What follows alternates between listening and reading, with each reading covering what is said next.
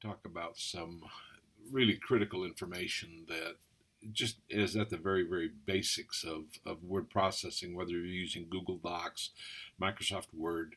The features in a word processing program they're pretty standard and they apply to any word processing program that you're going to use. There are certain features that apply to a document and such as global margins. Global margins impacts the entire document, not just a paragraph. Orientation. You cannot have two orientations on a document. It can only be portrait or landscape, not one of each.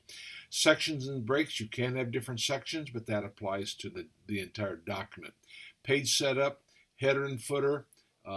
Document. You can have different header and footer sections that relate to sections, but it's still a document level. Templates deal with documents, outlines. Sharing, you share documents. Columns, you can have different columns, but columns aren't related to paragraphs, they're related to sections, which are we would think as a part of the document. Then there are some things that are paragraph level.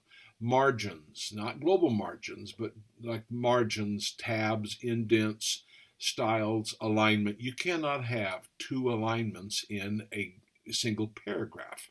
It just can't work. And you can't have two different spacing, character, or actually you can have character, but you cannot have two line spacings in a paragraph. The format painter will actually also address a paragraph.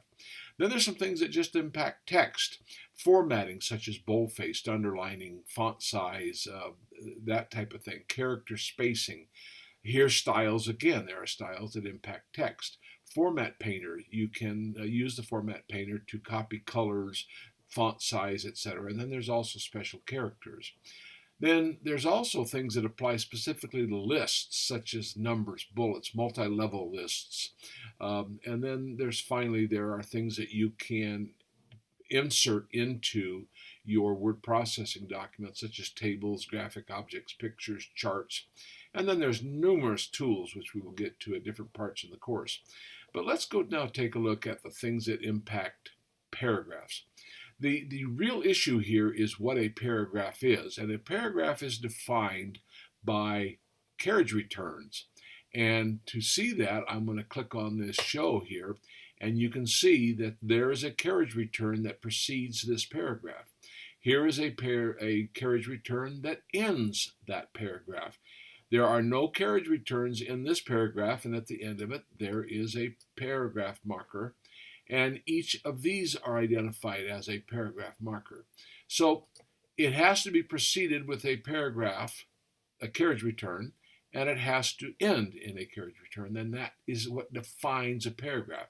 So all of these different things here only are going to apply to a given paragraph. You can't have. So if I click in this next paragraph and I modify the module, you see that it's only affecting that one. If I do the same to the top one, it only affects that given paragraph. It doesn't affect anything other than that.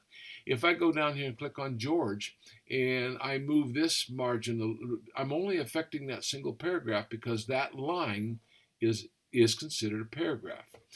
Now, in clicking, this is kind of interesting. If you double click, you're going to select a word.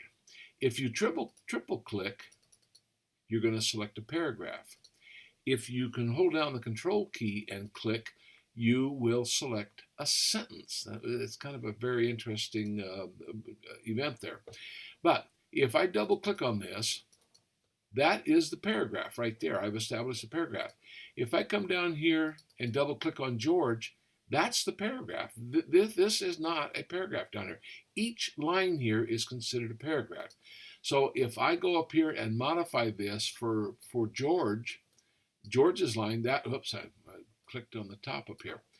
If I click on George here, and that's the only one that I touch, so in order for me to modify this entire area, then I have to select them all, and now whatever I do will impact all of them, as opposed to what you deal with text. If I double click on this word, now I can affect format, character spacing, style, format painter, special characters. I can format a group of words here, and I can boldface, I can underline, I can italicize, I can change the font size. I can do all kinds of things that are totally unrelated to the paragraph. So please understand the difference between the document level features, the paragraph level features, and the text level features. There are three completely separate features.